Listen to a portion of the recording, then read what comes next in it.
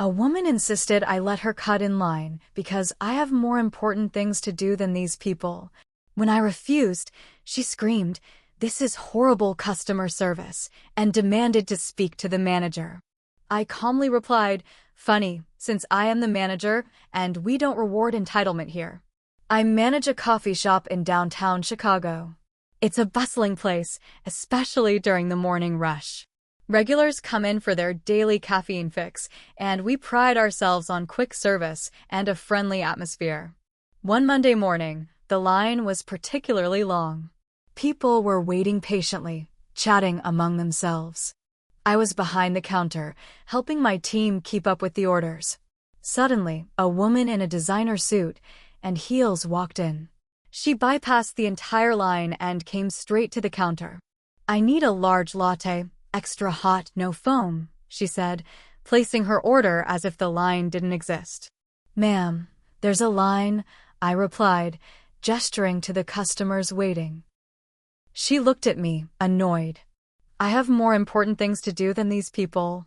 Just get me my coffee." I maintained my composure. "I'm sorry, but we serve customers in the order they arrive. You'll need to wait your turn." She scoffed. "This is horrible customer service. I want to speak to the manager." I looked her in the eye. "I am the manager, and we don't reward entitlement here." The woman turned red with anger. She muttered something under her breath and stormed out of the shop. The customers in line clapped and cheered, appreciating the stand against rudeness. Later that day, she returned with a man in a suit, claiming to be her lawyer. They accused us of discrimination and threatened legal action. I calmly explained the situation, emphasizing our policy of serving customers in the order they arrive. The man listened and then turned to the woman. "You didn't mention you cut the line." She huffed. "That's irrelevant." He shook his head. "I'm not representing you in this." News of the incident spread, and our shop received an outpouring of support from the community. Customers praised our commitment to fairness and respect. The woman never returned, and our staff felt empowered to uphold our values. This experience reinforced the importance of standing up against entitlement. In a world where kindness is often overlooked, it's crucial to treat everyone with respect and hold firm to our principles. Things cooled down for a few days after that. We thought it was over. But it wasn't. 3 mornings later, I was reviewing the inventory sheets in the back office when one of my baristas rushed in. "She's back," he whispered, eyes wide. "And she brought people." I walked out and saw her standing in front of the counter, arms crossed. This time, she had 3 others with her, 2 men and another woman, all in business wear. One of them had a small camera on a tripod, already rolling. The moment she saw me, she smiled like it was all rehearsed. "This is him," she said loudly, pointing at me. "This is the manager who humiliated me in public and denied me service because I was in a hurry. And now we're going to expose how this place treats women." I kept my voice calm. "Ma'am, again, we asked you to wait in line like everyone else." She motioned to the guy with the camera. "This is public discrimination. And I've got proof now." One of the customers in line stepped forward. It was Mr. Ramos, a retired firefighter who came in every morning. "That's a lie," he said. "I was here." She skipped the whole line and threw a tantrum. "This man did nothing wrong." Another customer added, "She's just mad she couldn't use her money or status to cut ahead." The woman's face changed. The fake calm vanished. "You're all just protecting him." Typical small minds protecting each other. "You'll see. This shop is done." She stormed out again, camera guy trailing behind her, filming every step. The next morning, a video popped up online. She'd uploaded it under the title, "Chicago Cafe Manager Hates Women, Must Be Fired." It was edited, of course. No footage of her skipping the line. Just her calmly asking for coffee and me snapping at her. The comments were a mess. Half believed her. The other half, not so much. Then came the reviews. Dozens of 1-star ratings on our Google and Yelp pages. Some were clearly fake accounts made that day, all saying the same thing. Manager discriminates against women. Avoid this place. My boss called me in for a meeting. She was supportive but nervous. I know the truth. But corporate might get involved if this keeps up. We started getting prank calls. People pretending to be news outlets, customers canceling catering orders, influencers asking if we'd like to clear our name for a fee. It felt like the world flipped overnight. Then one afternoon, a guy in a gray hoodie came in. He ordered a black coffee, sat down in the corner, and just watched. Didn't touch his drink. Didn't scroll his phone. Just stared. Every time someone walked in or out, his eyes followed them. My team noticed too. One of the new baristas said he looked familiar, maybe one of the people from the video crew. I decided to confront him. I walked over to his table. Hey, can I help you with something? He looked up slow. Just waiting for someone. Mind telling me who? He smirked. You'll see. I told him he had to leave. He didn't argue. Just stood, tossed his untouched drink in the trash, and walked out. The cup was still full. The next day, there were flyers posted all over the front door, the lampposts outside, even the windows, poorly photoshopped pictures of me yelling, with big red letters saying, "Do not support this man," and "Boycott this racist shop." We pulled them down, replaced the glass, cleaned everything. It wasn't just about coffee anymore. It was war. The next twist didn't come with yelling or flyers. It came through the health department. A surprise inspection. They showed up 2 days after the flyer stunt.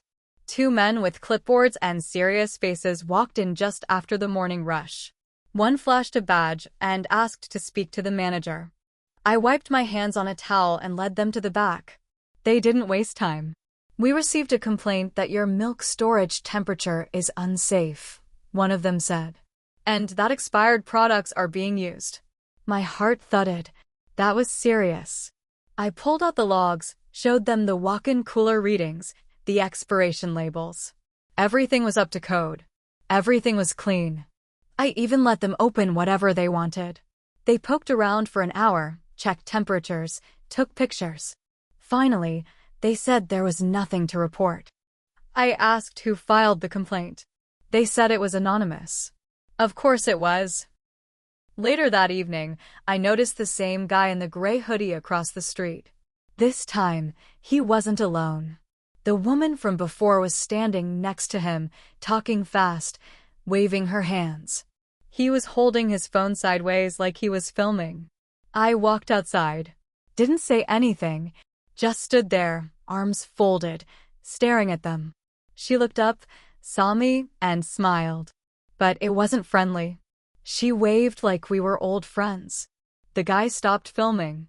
They walked off like they hadn't just been planning something. Things escalated from there. Fake food delivery orders started coming in massive ones. We'd get 6 pizzas from a place we didn't order from. Sushi deliveries, $100 worth. Uber drivers showing up asking for Nick, a name none of my employees had. I started documenting everything. Names, times, screenshots. I bought a small security camera system and installed it around the shop. My staff backed me up. We were done playing nice. Then it hit a personal level.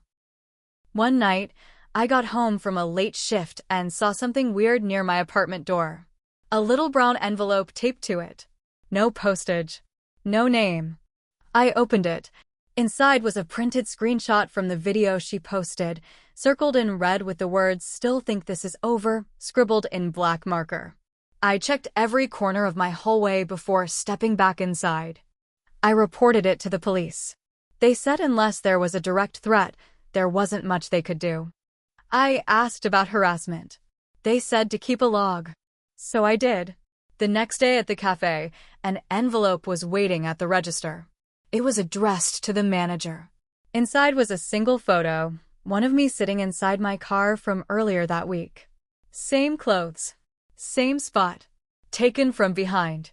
I didn't show fear. I acted normal. I scanned the street, the buildings, looked for gray hoodies or parked cars that didn't belong.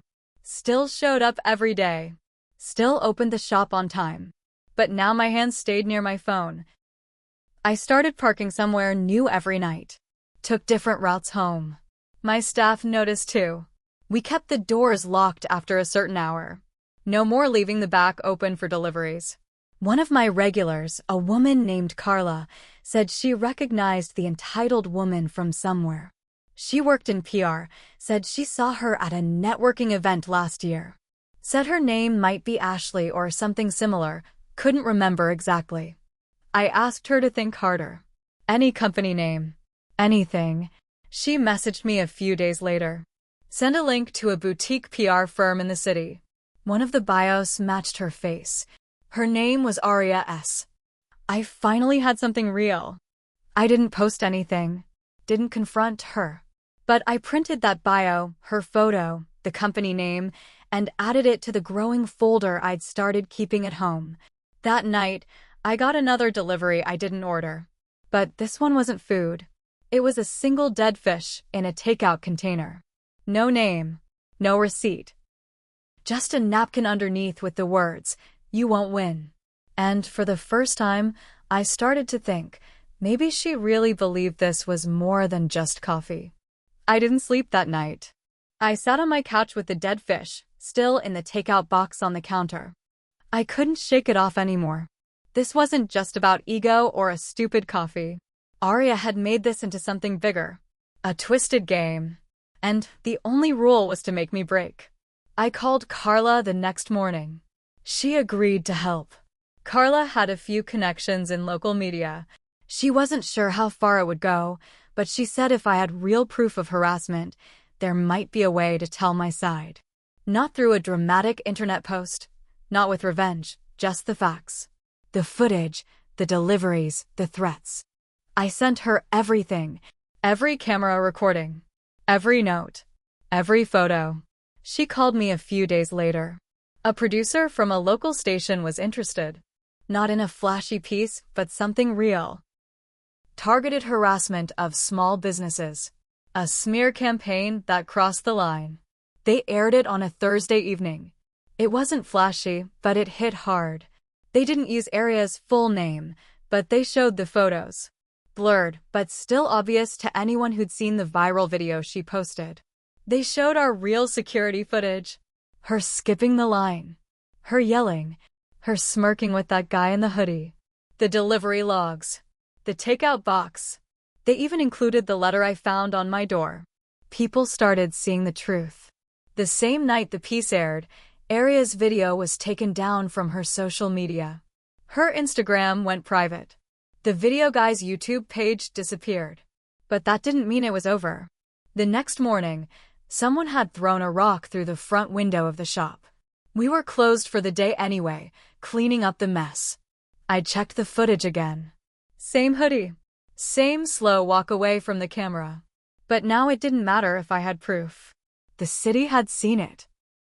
Her name was circling in real PR circles now, not as a victim, but as a woman who attacked a business over coffee. The news piece reached her firm. I didn't expect what came next. A few days later, a man in a suit walked into the cafe. He introduced himself as a lawyer. Not for Aria. He said he was representing the PR firm. They were considering legal action. Not against me. Against her. He asked for a copy of the footage. He said there was evidence of professional misconduct, slander, and reputational damage. They wanted to distance themselves. I gave it to him. 2 weeks later, someone emailed me anonymously. It was from a throwaway Gmail. The message just said, "You win. She's gone. Hope it was worth it." I didn't reply. But it wasn't over for me either. A few months later, business was back to normal, but something in me had changed. I wasn't proud of everything. I let it go on too long. I should have pushed back harder earlier. Maybe gone to the cops with more urgency. Maybe said less, instead of standing in front of the shop staring at her like I was in a movie. I fed the fire too. I let the war grow. One night, Carla and I had coffee after closing. She told me Aria's firm fired her. That her name was now a warning in PR groups. Don't hire her. Don't partner with her. I asked if that felt right. Carla just shrugged. She messed with the wrong guy, she said. People need to stop thinking they're untouchable. I didn't smile. I just looked out the window at the city lights. Because somewhere in Chicago, Aria probably sat with her own ruined version of the story. Maybe she still believed she was the one wronged. Maybe she couldn't see past the moment I told her no. But I remembered every step, every bag of food, every flyer, every stare from that man in the hoodie. I hadn't just won. We both lost something in the end. But she picked the fight. And I finished it.